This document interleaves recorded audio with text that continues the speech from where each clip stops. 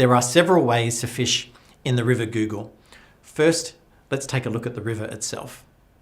So in the real world, Google is a search engine, somewhere that people turn to for answers, much like they did to the Yellow Pages directory of the past. People turn to Google because they're actively looking for something. They're not just reading a magazine or a newspaper. They're there because they have a problem to solve and are searching for the solution.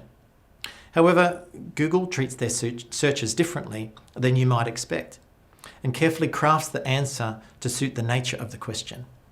So, for example, at the time that I wrote this, if you're searching for a fishing reel, Google will deliver results featuring those products, assuming you are shopping for that item. Paid adverts for fishing reels, product listings, and product photos will appear. You'll see both paid advertisements as well as the information that Google has discovered for itself.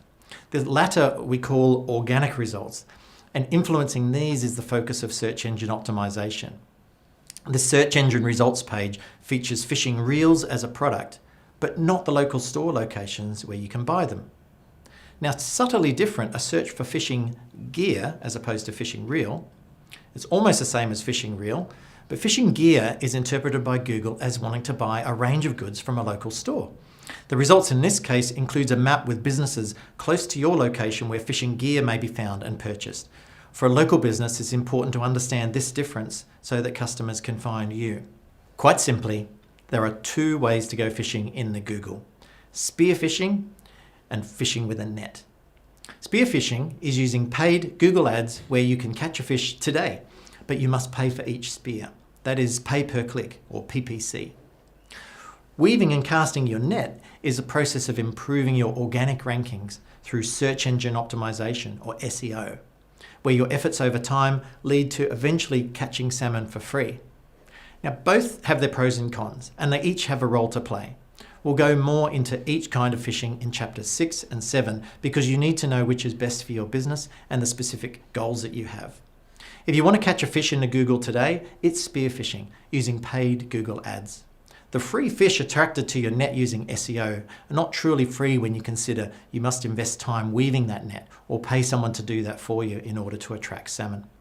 Fishing with an SEO net takes longer, but if you do it right, it can work so well you may be able to reduce and even stop spearfishing altogether. And added benefit of spearfishing, it helps you learn where your salmon hang out, helps you weave your SEO net more effectively, which goes hand in hand. So of course you need to be careful to obey the rules of fishing in the Google, otherwise your fishing license will be revoked and you can be booted off the river.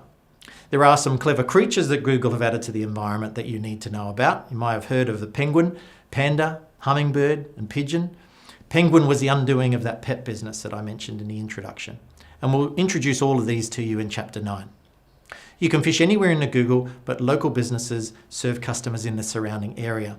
So you want to catch the salmon that are swimming nearby. So claiming your spot in the river, this is like claiming a jetty to fish from. It's called Google My Business and it puts you onto Google Maps. It's vital for a business with an office location. You claim it, you can improve it with images and information and positive reviews from other fish, and then your jetty can help you catch fish as well. So we'll cover more about Google My Business and your jetty in chapter 9. There are professionals and amateurs fishing in the Google.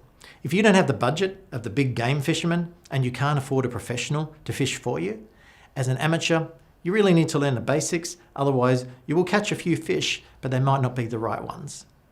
Once you know the basics, you can apply some free tools that will make it even easier. Tools can help you see what's going on in the river and make sure you're targeting the right fish at the right time.